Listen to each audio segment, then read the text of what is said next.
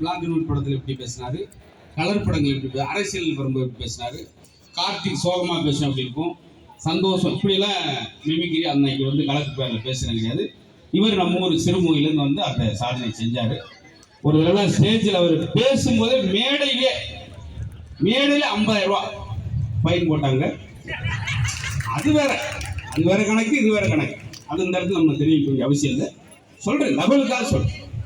அதே போல் ரொம்ப சந்தோஷம். அதனால் 2 வாய்ஸ் நம்ம சொல்லிட்டு அவங்கள பற்றி ஒரே நடிகருக்கு 3 வாய்ஸ் பேசுன்னு சொல்லி, அது மாதிரி மணிவண்ணன் சார் வாய்ஸ் ரொம்ப அதிகமாக மேடையில் பேச மாட்டாங்க. அது சும்மா ஒரு வார்த்தை. மணிவண்ணன் சாரும் நடிகர் சரத்குமார் சாரும் 2 பேர் பேசினா எப்படி இருக்குன்னு பாருங்க. இதுவும் அண்ணன் சரத்குமார் சார் எப்படி பேசியிருப்பாரு. அப்படி என்னையில பாக்குறேன், உண்மையில பார்க்கும்போது ரொம்ப சந்தோஷமா இருக்குது.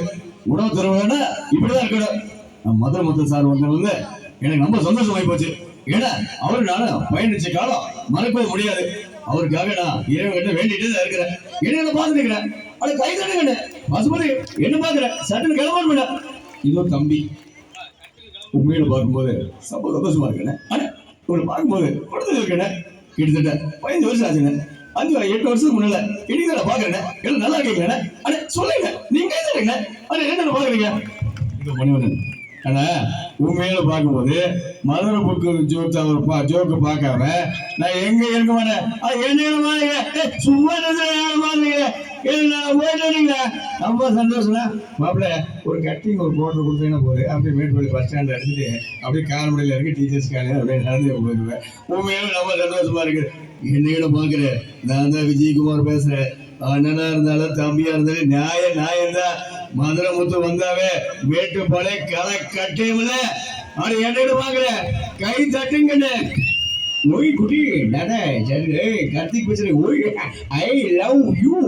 ரொம்ப சந்தோஷம். இப்படி பண்ணிட்டு எப்படி சொல்லிட்டு வரலன்னு போது இப்போ பார்க்குறேன்.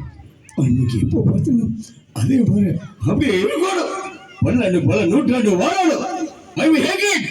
நான் போயிட்டு கூட்டி கழிச்சுவேன். எல்லாம் சரியா இருக்கும். ரொம்ப சந்தோஷம் சார் உங்களை பார்த்ததுல. ரொம்ப மகிழ்ச்சி. இப்படிதான் இருக்கும் நட்பு. நான் மறக்க முடியாத நட்பு.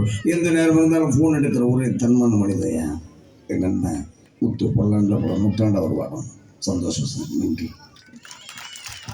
இந்த மாதிரி அந்த ஒரு 15 வருஷத்துக்கு முன்னாடியே கலக்கு பேரில் முதல் சீசன் 1 கலக்கு பேர் ஆரம்பிச்சப்ப அப்படி அந்த மாதிரிலாம் செஞ்சிருந்தாரு.